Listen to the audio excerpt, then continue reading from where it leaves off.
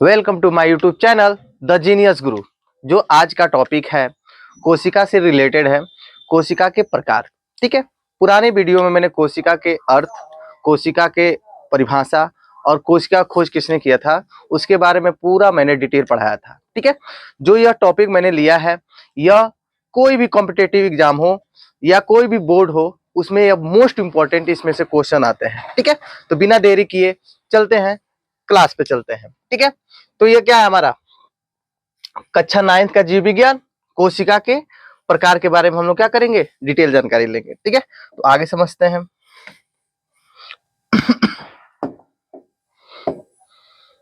ठीक है, ये हमारा हेडिंग है कोशिका के प्रकार। कोशिका के प्रकार। ठीक है, तो सबसे पहले कोशिका का प्रकार पढ़ने से पहले थोड़ा थोड़ा हम आंशिक रूप से कोशिका के थोड़ा सा जो भी पार्ट होते हैं, उसके भाग होते हैं, उसके बारे में थोड़ा सा जानकारी ले लीजिए, जिससे क्या होगा, इस कोशिका के प्रकार को समझने में कोई भी दिक्कत नहीं आएगी। ठीक है, तो थोड़ा सबसे पहले समझते हैं कि कोशिका की संरचना क्या होती है। तो यहाँ पे मैं एक फिगर के सहायता से आप लोग समझाने की कोशिश करूंगा कि ये क्या है, कोशिका में कौन कौन से भाग होते हैं और कोशिका कितने कौन कौन से कार्य होते हैं। ठीक है, तो सबसे पहले कोशिका के बारे में थोड़ा सा हम लोग समझते हैं यहाँ पे, तब जाके हम लोग को समझ में आएगा कोशिका के प्रकार। ठीक, आगे समझेंगे। यहाँ पे यह आपका कोशिका है। ठीक है, हमारे शरीर की सबसे छोटी यूनिट जो होती है उसको हम लोग क्या कहते हैं, कोशिका। यदि कोशिका की संरचना पढ़ें, कोशिका की संरचना पढ़ें तो बहुत सारे उसमें भाग होते हैं। देखिए, इसमें देखिए यहाँ पे दिखाई दे रहा है, जो सबसे बाहर बाहर ये दिखाई दे रहा है। ठीक है, यह क्या होती हैं, यह होती हैं कोशिका झिल्ली। कोशिका झिल्ली होती है। ठीक, यदि कोशिका की सबसे बाहरी आवरण को हम क्या कहते हैं, कोशिका झिल्ली कहते हैं। यदि प्लांट की बात करें तो प्लांट में कोशिका झिल्ली नहीं होती है, इसमें होती है कोशिका भित्ति। यानी जो प्लांट की कोशिका होती हैं उनमें कोशिका झिल्ली के जगह पे क्या होती है, कोशिका भित्ति होती है। तो कोशिका की सबसे बाहरी जो आवरण होते हैं उस आवरण को हम लोग क्या कहते हैं, कोशिका झिल्ली कहते हैं। और प्लांट जो सेल्स होते हैं, प्लांट कोशिकाएं होती हैं, उनमें कोशिका भित्ति होती है। ठीक, यहां तक समझ में आया कि क्या होता है, कोशिका के सबसे बाहरी आवरण को हम लोग क्या कहते हैं, कोशिका झिल्ली कहते हैं। प्लांट प्लांट कोशिका की सबसे बाहरी आवरण को हम लोग क्या कहते हैं, कोशिका भित्ति कहते हैं। तो हम सबसे पहले इसके बारे में समझते हैं कि कोशिका के अंदर कौन कौन सी संरचना होती है। ठीक है, और कौन कौन से भाग होते हैं। ठीक, तब जाके हम लोग को कोशिका के प्रकार अच्छे से समझ में आएगा। ठीक है, तो यहाँ पे समझेंगे इसमें क्या होता है। इसमें या पीले पीले कलर का दिखाई दे रहा है, तो इसमें क्या होती है, जीव द्रव्य होता है। जीव द्रव्य, ठीक है, ये जेली के जैसा होता है। जेली के जैसी एक द्रव्य होता है, उस द्रव्य को हम लोग क्या कहते हैं, जीव द्रव्य कहते हैं, जो हमारे जीवन का भौतिक आधार होता है। जीवन का भौतिक आधार होता है, भौतिक आधार। अब समझेंगे कि इस जीव द्रव्य के अंदर, इस जीव द्रव्य के अंदर जिस तरह हमारे शरीर के अंदर बहुत सारे आंतरिक अंग होते हैं जो क्या होते हैं, कार्य करते हैं, हमारे शरीर की वृद्धि करने में मदद करते हैं, उसी तरह एक कोशिका के अंदर की भाग को देखेंगे या अंदर की अंगों को देखेंगे तो इसके अंदर भी क्या होते हैं, बहुत सारे इसके अंग होते हैं। किसके, कोशिका के अंग होते हैं। ठीक है, जिसे एक लाइन में हम लोग क्या कहते हैं, कोशिकांग कहते हैं। क्या कहेंगे, कोशिका के अंग को हम लोग क्या कहते हैं, कोशिकांग कहते हैं। कोशिकांग। ठीक है, तो कोशिका के अंदर जो अंग पाए जाते हैं उसे हम लोग एक लाइन में क्या कहते हैं, कोशिकांग कहते हैं। ठीक है, अब समझेंगे यहाँ पे, अब यहाँ पे समझेंगे कोशिकांग, कोशिका में कौन कौन से अंग होते हैं। तो यहाँ पे देखिए, यहाँ पे देखिए, यहाँ पे सब ये जितने भी आपको दिखाई दे रही है ये सभी क्या है, कोशिका के अंग है। यानी एक लाइन में कहेंगे तो सभी क्या है, कोशिकांग है, जो क्या होती है, सुचारू रूप से कार्य करती हैं, जिसके वजह से क्या होती है, जब तक इसके अंदर कोई भी कार्य नहीं होगी तब तक हमारे शरीर का विकास नहीं होगा और ना ही हमारे शरीर में ऊर्जा बनेगी। ठीक है, तो देखेंगे यहाँ पे कौन कौन से भाग होते हैं, किसका किसका क्या काम होता है, कौन कौन से इसकी कार्य होते हैं और कौन कौन से इसके भाग होते हैं। ठीक है, तो यहाँ पे समझिए। तो मैंने आप लोगों को बताया कि कोशिका के सबसे बाहरी आवरण को हम लोग क्या कहते हैं, कोशिका झिल्ली कहते हैं। प्लांट में कोशिका भित्ति कहते हैं। उसके अंदर एक जेली की जैसी संरचना होती है जिसे जीवद्रव्य कहते हैं, या क्या कहते हैं, कोशिका द्रव्य कहते हैं। उसके अंदर, जीवद्रव्य के अंदर बहुत सारे कोशिका के क्या होते हैं, कोशिका के अंग होते हैं, जिसे हम लोग एक लाइन में क्या कहते हैं, कोशिकांग कहते हैं। क्या कहेंगे, कोशिकांग। तो कोशिकांग में कौन कौन से, तो बहुत सारे इसमें क्या है, कोशिकांग है। ठीक है, तो सबसे पहले देखेंगे कौन कौन से कोशिकांग है। पहला है इसमें गोल्जी कॉम्प्लेक्स, यहाँ पे दिखाई दे रहा है। इसको हम लोग एक और नाम से जानते हैं, गोल्जी बॉडी कहते हैं। क्या कहेंगे, गोल्जी बॉडी। ये भी क्या है, कोशिका का अंग है। इसमें क्या है, इसमें माइक्रोट्यूब्यूल्स पाए जाते हैं। इसमें यहाँ पे देखिए, यहाँ पे इसको हम लोग शॉर्टकट में कहते हैं ER, endoplasmic reticulum. Endoplasmic reticulum, तो ये स्मूथ एंडोप्लाज्मिक रेटिकुलम, यानी एंडोप्लाज्मिक रेटिकुलम दो तरह का होता है, एक रफ होता है और एक क्या होता है, स्मूथ होता है। एक रफ होगा, एक क्या होता है, स्मूथ होता है। ध्यान देखिए, स्मूथ एंडोप्लाज्मिक रेटिकुलम। उसके बाद से यहाँ पे देखिए, ये वाला जो होता है उसको हम लोग कहते हैं रफ एंडोप्लाज्मिक रेटिकुलम।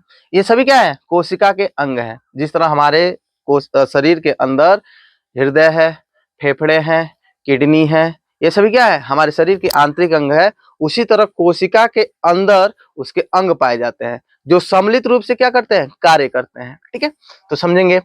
तो क्या है, पहला मैंने बताया कि गाल्जी कॉम्प्लेक्स, पहला ये गाल्जी कॉम्प्लेक्स हुआ, गोल्जी बॉडी हुआ। दूसरा क्या होते हैं, ER दो तरह के होते हैं, एक रफ और एक क्या होता है, स्मूथ। उसके बाद से क्या होता है, माइक्रोट्यूब्यूल्स, मान लीजिए तीसरा है। उसके बाद से क्या है, रफ हो गया, ये स्मूथ एंडोप्लाज्मिक रेटिकुलम हो गया। उसके बाद से सेंटर में क्या होता है, न्यूक्लियोलस होता है, और यह वाला जो भाग होता है उसको हम लोग क्या कहते हैं, न्यूक्लियस कहते हैं।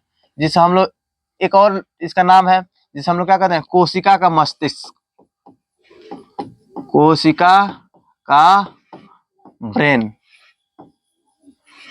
ठीक है, तो कोशिका का ब्रेन किसे कहते हैं, केंद्रक को कहते हैं। तो देखिए, यह सेंटर भाग में क्या होता है, केंद्रक पाया जाता है।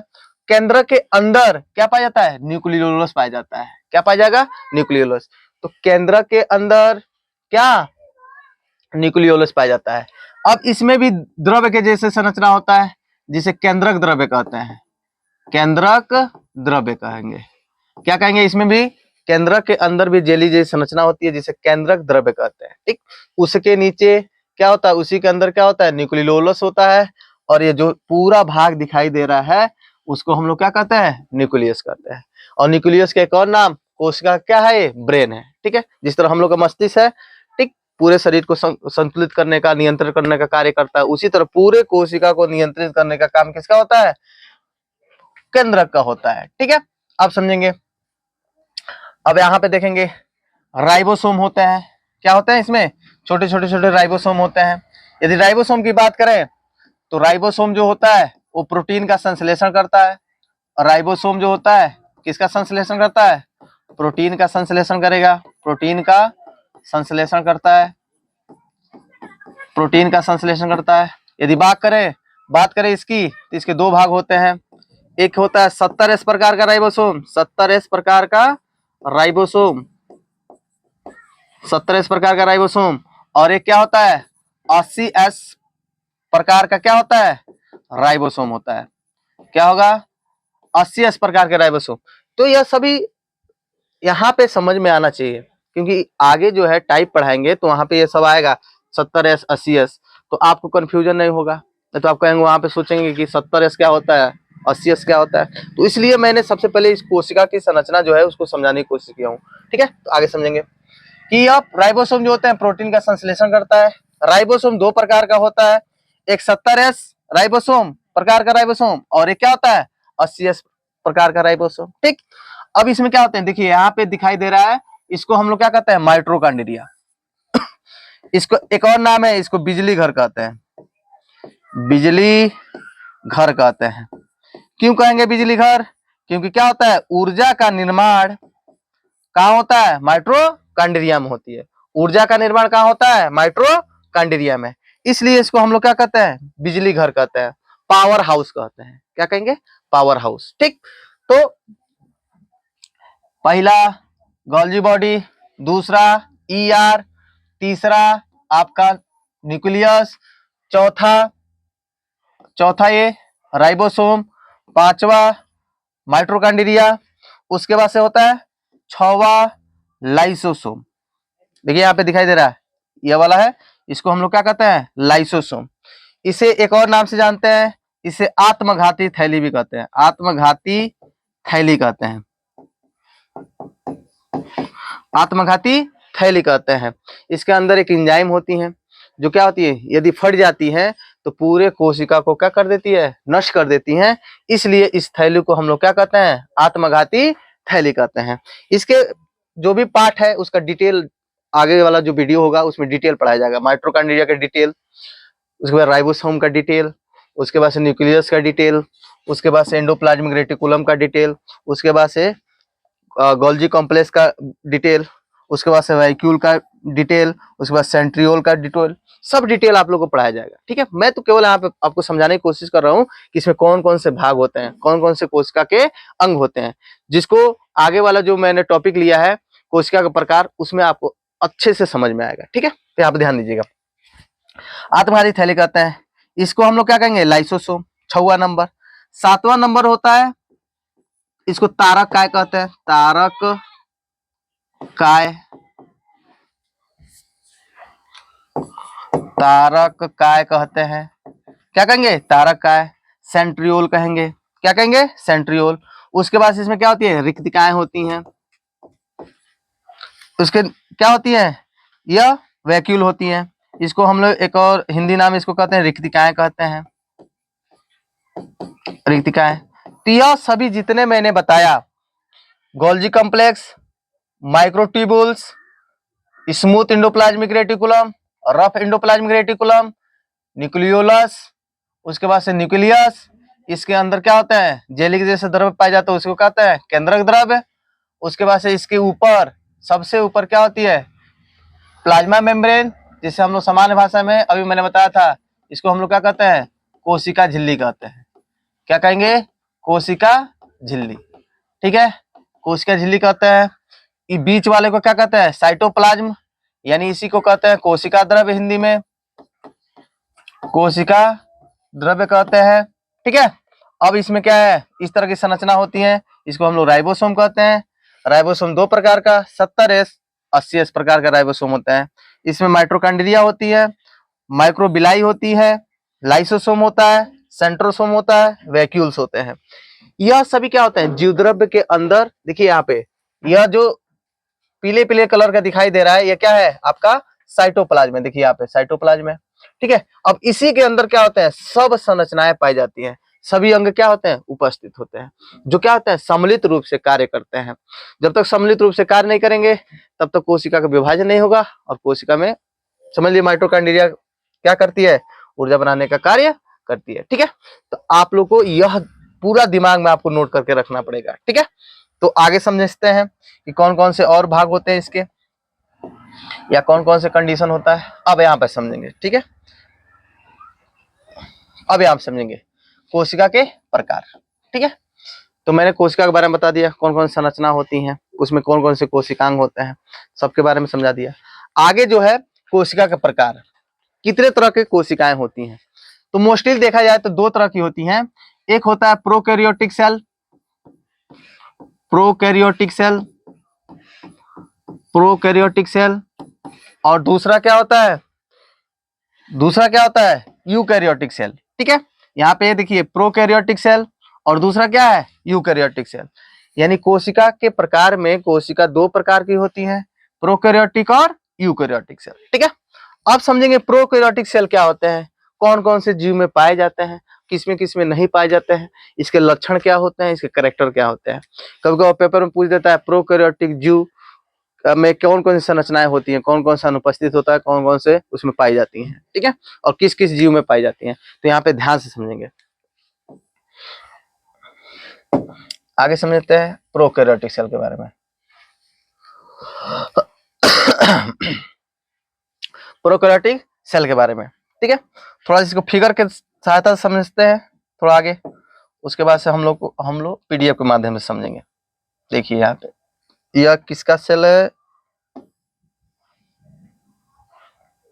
ठीक है, यह प्रोकैरियोटिक वाले यानी एक जीवाणु की संरचना है जिसमें प्रोकैरियोटिक सेल पाई जाती है, ठीक है। थोड़ा सा करैक्टर को समझते हैं। यहाँ पे यह एक क्या है, जीवाणु है, जीवाणु, ठीक, इंग्लिश में इसको कहते हैं बैक्टीरिया, ठीक है। इसमें पाए जाते हैं कौन सी कोशिका, प्रोकैरियोटिक,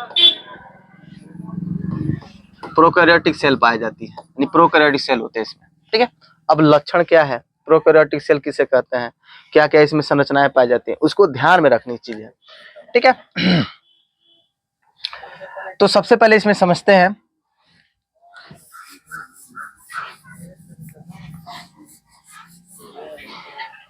सबसे पहले पॉइंट इसमें समझते हैं, पहला पॉइंट कि जितने भी प्रोकैरियोटिक सेल वाले जीव होते हैं, जितने भी प्रोकैरियोटिक सेल वाले जीव होते हैं उनमें अपूर्ण केंद्रक होता है। क्या होता है बाबू, अपूर्ण केंद्रक, यानी विकसित नहीं होगा, अपूर्ण रहेगा। यहाँ पे देखिए कहीं दिखाई नहीं दे रहा आपको, केंद्रक कहीं दिखाई नहीं दे रहा होगा, ठीक है। तो पहला हो गया अपूर्ण केंद्रक। दूसरा यह कंडीशन होती है जो इनकी कोशिका भित्ति होती है, कोशिका भित्ति, मैंने अभी शुरू में बताया कि कोशिका भित्ति क्या होती है, कोशिका के चारों तरफ एक आवरण होता है, वो भी कौन से, जो भी प्लांट वायरस से, प्लांट जो कोशिका होती हैं, ठीक है। लेकिन यह जीवाणु जो कोशिका होती है उनके ऊपर भी क्या पाई जाती है, कोशिका भित्ति पाई जाती है, जो कैसी होती है, इनमें कोशिका भित्ति कैसी होती है, पतली होती है। क्या होती है, पतली। तीसरा कंडीशन, तीसरा क्या है कि इनमें झिल्ली युक्त कोशिकांग, कौन से बाबू, झिल्ली युक्त कोशिकांग, झिल्ली युक्त कोशिकांग, झिल्ली युक्त कोशिकांग अनुपस्थित होते हैं। क्या होंगे, अनुपस्थित। तो पहला इसमें अपूर्ण केंद्रक, दूसरा कोशिका भित्ति पतली होती है, तीसरा झिल्ली युक्त कोशिकांग अनुपस्थित होते हैं। आगे बताएंगे झिल्ली युक्त कोशिकांग कौन कौन से होते हैं, ठीक है, अब समझेंगे। चौथा इसमें है कि इसमें जो डीएनए पाया जाता है, यहाँ पे देखिए इसमें जो इसके अंदर डीएनए होती है, यहाँ पर सॉरी ये डीएनए है, इसमें कैसा डीएनए है, तो गोलाकार डीएनए है, गोलाकार डीएनए है, या इसी को हम लोग कौन सा डीएनए कहते हैं, नग्न डीएनए कहते हैं। क्या कहेंगे, नग्न डीएनए। और इसी को एक लाइन में हम लोग प्लाज्मिड कहते हैं। क्या कहेंगे, प्लाज्मिड। तो गोलाकार डीएनए को प्लाज्मिड कहते हैं। या इसमें क्या पाया जाता है, नग्न डीएनए पाई जाती है। क्या पाई जाती है, नग्न डीएनए, ठीक है। तो क्या होता है इसमें, इसमें क्या होता है आगे, प्लाज्मिड होते हैं, डीएनए यानी प्लाज्मिड होते हैं, यानी इसमें क्या होगा, गोलाकार डीएनए, कार डीएनए। अब इसके साथ में क्या होती है, एक प्रोटीन होती है जिसका नाम है हिस्टोन प्रोटीन, हिस्टोन प्रोटीन।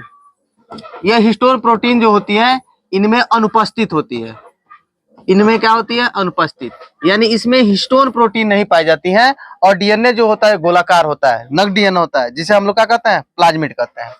इसमें आगे देखेंगे इसमें राइबोसोम होते हैं, वो भी कौन से प्रकार के, 70S प्रकार के राइबोसोम होते हैं, 70S प्रकार के राइबोसोम होते हैं।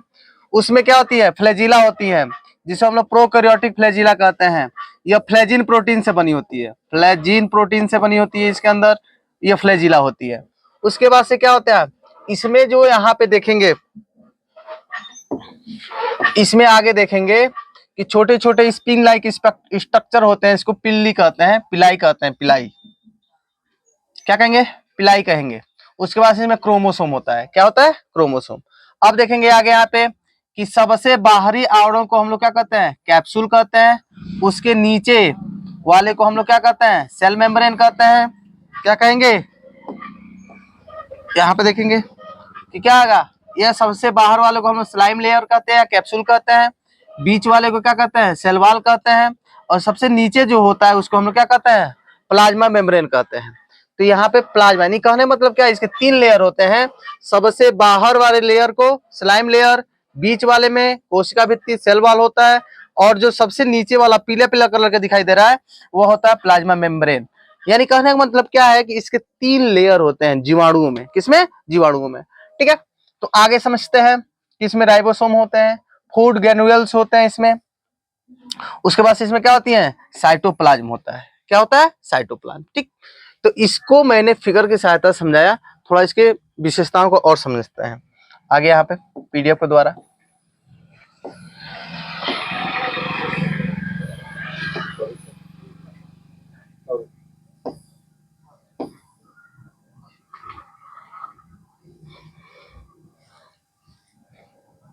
ठीक है, तो ये प्रोकैरियोटिक सेल की क्या है, कुछ विशेषताएं हैं जिसको हमेशा याद करके रखिएगा, पेपर में ही आता है।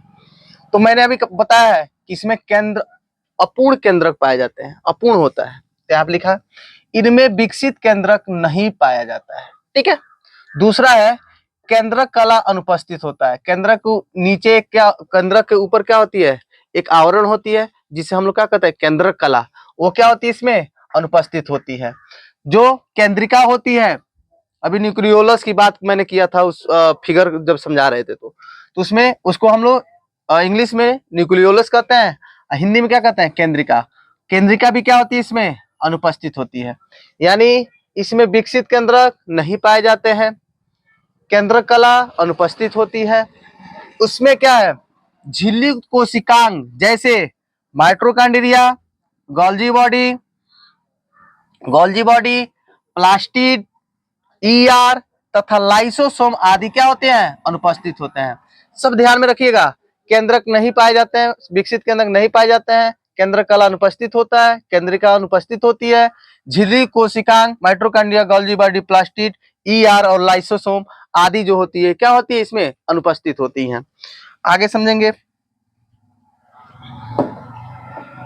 इसे थोड़ा सा स्क्रीनशॉट ले सकते हैं तो ले लीजिए। चलिए आगे,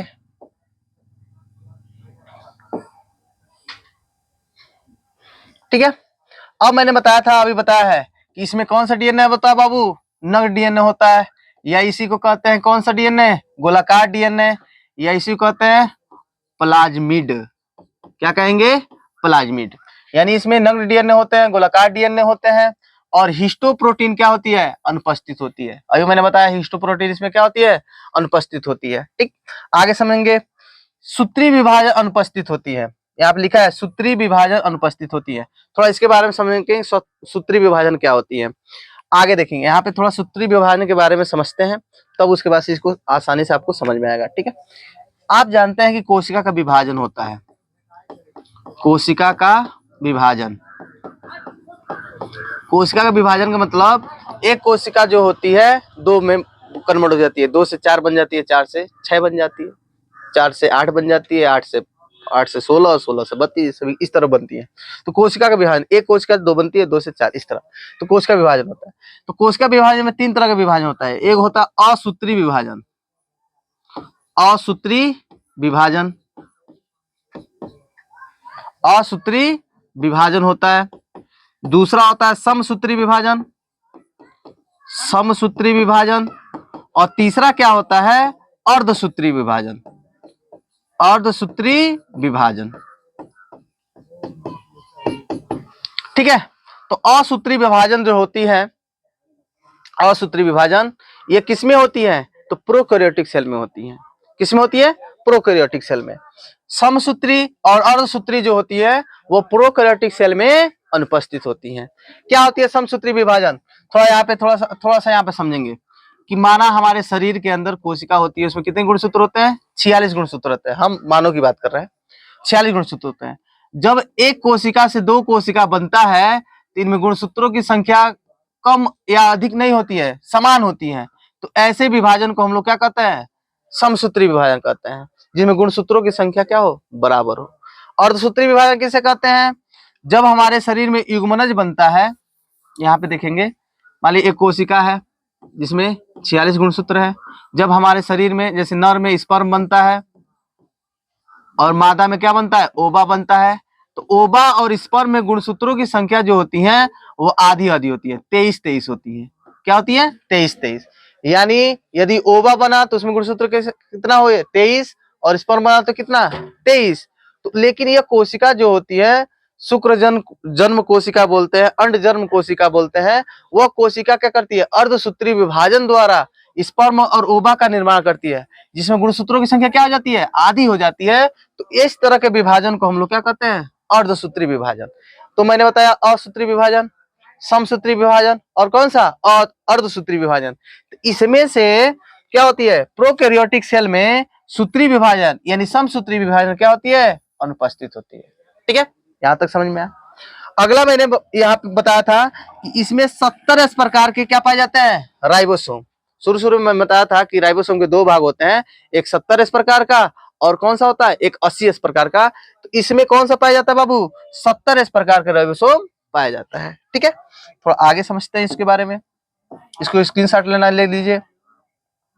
ठीक है, आगे समझेंगे। ठीक है, अगला है कि इसकी कोशिका भित्ति पतली होती है। क्या होती है, इसकी कोशिका भित्ति पतली होती है।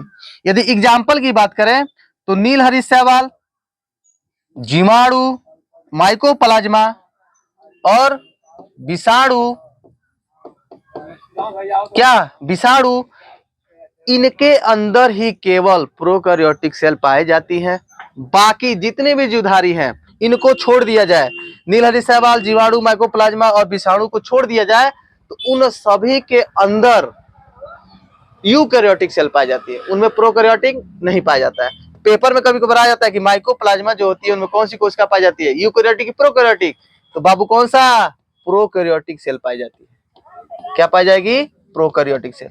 तो ध्यान में रखना है इसको। प्रोकैरियोटिक सेल के कुछ लक्षण मैंने बताया कि इसमें केंद्रक अपूर्ण होते हैं, केंद्रिका अनुपस्थित होती है, केंद्रक कला अनुपस्थित होती है। इसमें कोशिका के जो झिल्ली कोशिकांग होते हैं वो अनुपस्थित होते हैं। ठीक है, 70 प्रकार के राइबोसोम पाई जाती हैं, इनकी कोशिका भित्ति पतली होती है। एग्जाम्पल की बात मैंने किया तो नीलहरित शैवाल, जीवाणु और कौन सा, माइकोप्लाज्मा। ठीक है, अब पढ़ते हैं किसके बारे में, हम पढ़ेंगे यूकैरियोटिक सेल के बारे में। किसके बारे में, यूकैरियोटिक सेल के बारे में। ठीक है, तो यहाँ पे समझेंगे यूकैरियोटिक सेल के बारे में। तो लिखा है कि इनमें पूर्ण विकसित केंद्रक पाया जाता है। उसमें क्या पाया जाता था, अपूर्ण केंद्रित। इसमें क्या पाया जा रहा है, पूर्ण विकसित केंद्रक पाया जा रहा है। ठीक है, पाया जाता है। केंद्रक कला क्या होता है, उपस्थित होता है। केंद्रिका क्या होती है, उपस्थित होती है। इनमें झिल्ली कोशिकांग उपस्थित होते हैं। झिल्ली कोशिकांग क्या होते हैं बाबू, उपस्थित होते हैं। इनमें एक से अधिक डीएनए और प्रोटीन द्वारा निर्मित हिस्टोप्रोटीन क्या होती है, उपस्थित होती है। प्रोकैरियोट में क्या होती है, अनुपस्थित, लेकिन इसमें क्या होती है, उपस्थित होती है। क्या, हिस्टोप्रोटीन। ठीक है, थोड़ा आगे समझते हैं। स्क्रीनशॉट ले लीजिए इसको।